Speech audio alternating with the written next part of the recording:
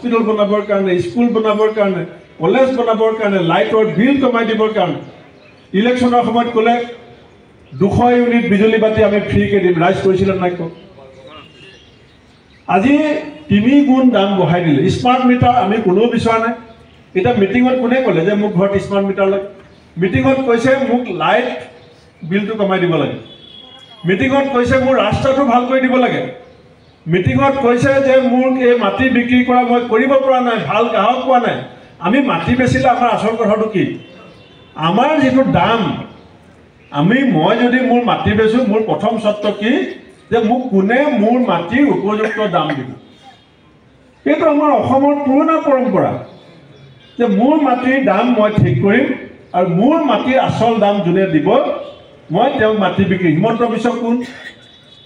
কিন্তু তেওঁ গা জোৰত এটা সিদ্ধান্ত লৈ লয় অকল এটাই উদ্দেশ্য যে জাত পাত ধৰ্ম ভাষাৰ নামত সমাজখনক কেনেকৈ ভাঙিব পাৰি। সেইকাৰণে শিলচৰ টাউনত অন্য জেগাত কোৱা কথা আৰু শিলচৰ টাউনত কোৱা কথাৰ মাজত পাৰ্থক্য আছে। ইয়াত সকলো শিক্ষিত মানুহ, সকলো বিবেকবান, ব্যৱসায় বাণিজ্য সকলো দিশতে আগবঢ়া।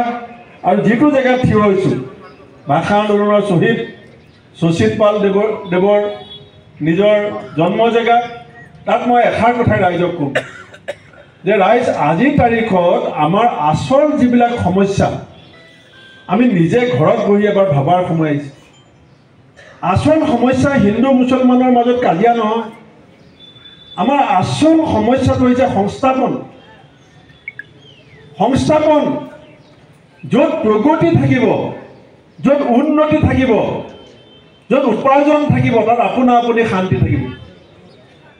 আপুনি চাব পৃথিৱীৰ যিবিলাক ধনী ধনী চহকী চহৰ, সেই চহৰবিলাকত শান্তি আছে। কেলৈ জানে?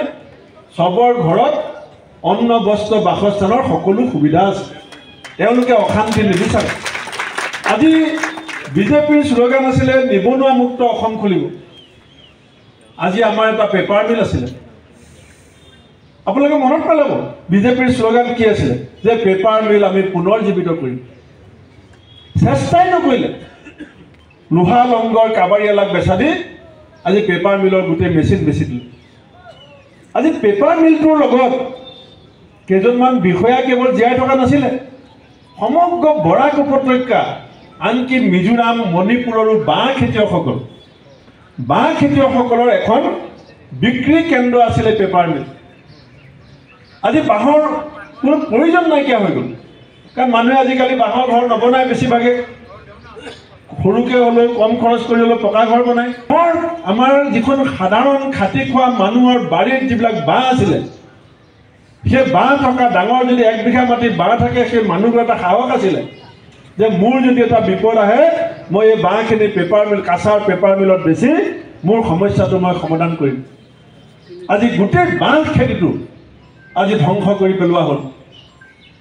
আজি এই কথাবিলাক কিন্তু আজি MSME ছেক্টৰ, আজি এবাৰ মুখ্যমন্ত্ৰীয়ে ইনভেষ্টমেণ্ট ছাবমিট পাতিছে।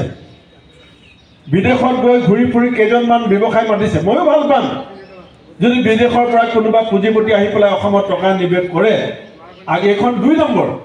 1 নম্বৰখনতো পাতিছিলে, এজনো 100 টকা অসমত ইনভেষ্ট নকৰিলে, একজন মানুহে পইচা নিদিলে।